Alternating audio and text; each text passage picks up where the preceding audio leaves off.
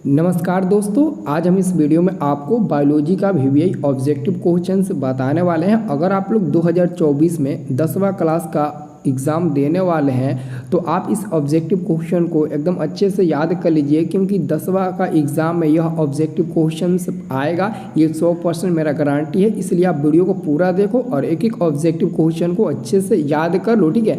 मैं line by line बता रहा हूँ, आप लोग लाइन बाय लाइन करके एक एक आंसर याद रखिए, ठीक है। और साथ में हम आपको जो ऑप्शन रहेगा वो भी आपको दूंगा, ठीक है। तो चलो मैं वीडियो स्टार्ट करता हूँ। सब लोग वीडियो को लाइक कर दीजिए और डेली ऐसे ही वीडियो अगर आप लोग लेना चाहते हो तो चैनल को सब्सक्राइब कर लो। मैं ऑलरेडी आपको मोबाइल पर नोटिस भेज दूंगा वीडियो का, ठीक है। सब लोग चैनल को सब्सक्राइब कर लीजिए, ठीक है।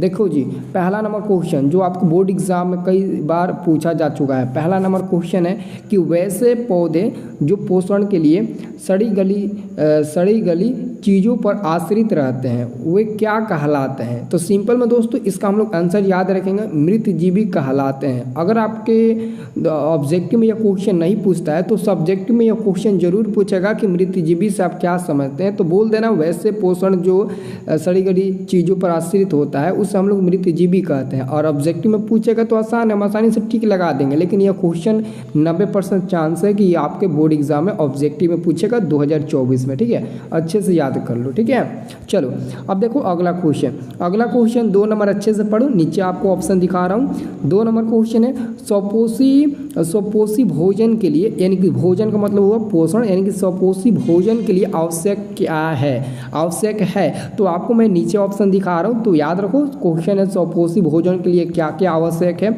और यहाँ पर दोस्तों आपको ऑप्शन में मिलेगा, एक ऑप्शन है क्लोरोफिल, दूसरा ऑप्शन है सूर्य का प्रकाश, तीसरा ऑप्शन है H2O और CO2। तो CO2 को कार्बन डाइऑक्साइड बोलेंगे और H2O को जल बोलेंगे।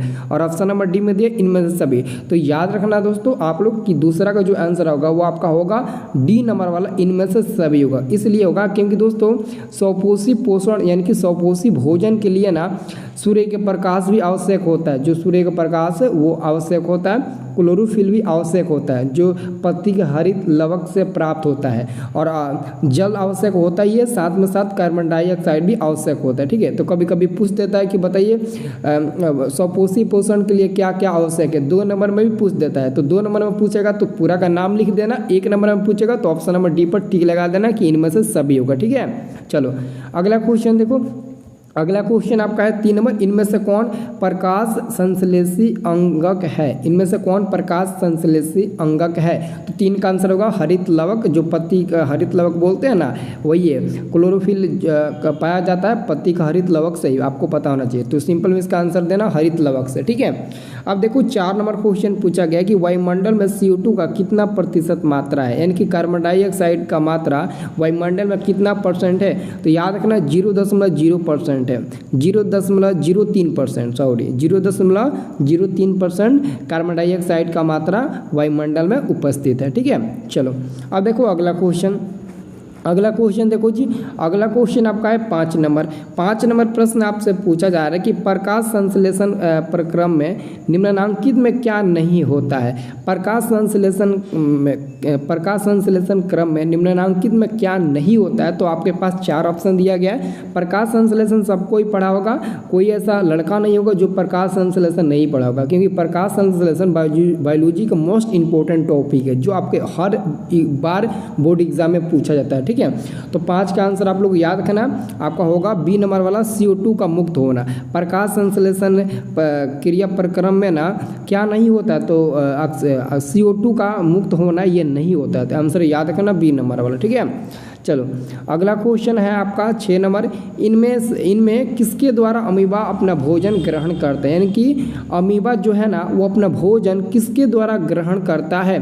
परिवहन केंद्रक, भोजन रसधानी और कुटपाद। तो जी हाँ दोस्तों, जो मैं ऑप्शन नंबर ए में पढ़ा कुटपाद के द्वारा ही ना अमीबा अपना भोजन को ग्रहण करता है। अमीबा अपना भोजन कुटपाद के द्वारा ही ग्रहण करता है, इसको अच्छे से याद रखना, ठीक है। चलो अगला क्वेश्चन क्या है, अगला क्वेश्चन आपका है 7 नंबर। देखो जी 7 नंबर क्वेश्चन है, इनमें से किस छिद्र के द्वारा ग्रासनली से जुड़ा होता है।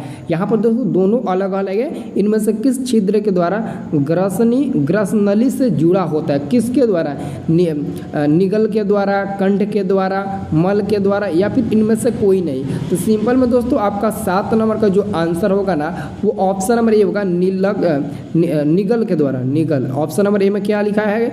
निगल के द्वारा। तो निगल के द्वारा आंसर हो जाएगा। ठीक है, अच्छे से याद कर लो। ठीक है, चलो 8 नंबर क्वेश्चन है कि ग्रहणी भाग है।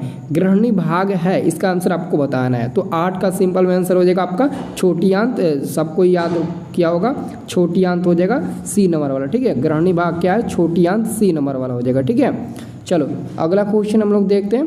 अगला क्वेश्चन दोस्तों ये अगला टॉपिक का क्वेश्चन है। ठीक है, यानी कि अगला आपका जो भी टॉपिक आएगा उस टॉपिक का क्वेश्चन है। ठीक है, तो ये सबका सब इंपॉर्टेंट है, अच्छे से याद रखना। ठीक है, तो देखो यहाँ पर अगला टॉपिक का पहला क्वेश्चन है कि निम्नलिखित में कौन एमिनो अम्ल के विखंडन से बनता है? एमिनो अम्ल के विखंडन से कौन बनता है? कार्बन डाइऑक्साइड, CO है, NH3 है, और यहाँ पर दिया डी नंबर में कि बी और सी दोनों होगा। क्या आप बता सकते हैं? नहीं, चलो मैं इसका आंसर बता देता हूँ, आप लोग अच्छे से याद रखो। ठीक है, सब कुछ अच्छे से याद रखना। आंसर क्या हो जाएगा? आंसर आपका हो जाएगा ये सी नंबर वाला NH3, केवल NH3 होगा, अमोनिया। ठीक है, अमोनिया इसको बोलते हैं ना, तो क्या हो जाएगा? सी नंबर वाला। अगला क्वेश्चन देखो, अगला क्वेश्चन थोड़ा इंपॉर्टेंट है, बहुत ज़्यादा इंपॉर्टेंट है। ठीक है, क्वेश्चन नंबर 2 अगला टॉपिक है। ठीक है, कि अगर किसी कारण किसी मनुष्य का एक वृक्क कार्य करना बंद कर दे तो उसका परिणाम क्या होगा? आप ही बताइए कि अगर किसी मनुष्य का एक वृक्क कार्य करना बंद कर दे तो उसका परिणाम क्या हो सकता है? उसका परिणाम क्या हो सकता है? तो याद रखना, दूसरे वृक्क से उत्सर्जन होगा, दूसरे वृक्क से उत्सर्जन होने लगेगा। ठीक है, याद रखना। अगला क्वेश्चन क्या है? अगला क्वेश्चन 3 नंबर है कि वृक्क किस जैव प्रक्रम का हिस्सा है?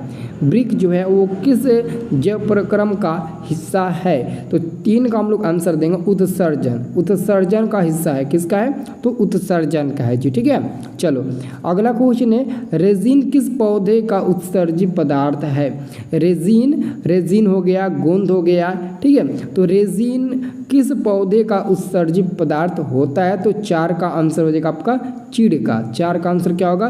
चीड़ का। चीड़ का नाम सुने हैं, बबूल का नाम सुने होंगे, पीपल का नाम सुनेंगे, लेकिन कनेर और चीड़ का बहुत लोग नाम नहीं सुने होंगे। चीड़ का भी सुने होंगे लेकिन कनेर का तो बिल्कुल आप लोग नाम नहीं सुनेंगे। तो इसका आंसर याद करना, चीड़ होता है, डी नंबर वाला। ठीक है, अगला क्वेश्चन 5 नंबर है। 5 नंबर क्वेश्चन है जी कि पादप अवशिष्ट संचित रहते हैं, कहाँ पर रहते हैं? पत्तियों में, छाल में, कोशिका रिक्तिकाओं में, या फिर इनमें से सभी में? तो सिंपल में इसका आंसर हो जाएगा ऑप्शन नंबर डी, इनमें से सभी में, मतलब कि संचित रहते हैं। छाल में कहो या फिर पत्तियों में कहो या फिर कोशिका रिक्तिकाओं में कहो, सब में यह संचित रहते हैं, इनके फिक्स रहते हैं। ठीक है, तो दोस्तों इसके अगला जो भी टॉपिक है मैं आपको 2-3 और वीडियो में करके बता दूंगा। ठीक है, तो आपका फाइनली ऑब्जेक्टिव का टेंशन नहीं रहेगा। ठीक है, लेकिन उससे पहले दोस्तों आप लोग चैनल को सब्सक्राइब कर लीजिए जरूर, क्योंकि आपको मैं जो भी वीडियो दूंगा वो आपको मैं मोबाइल पर नोटिस के तहत भेज दूंगा। आप लोग वीडियो देख लेना, सबको जल्दी से सब्सक्राइब कर लो। ठीक है, सबको ही।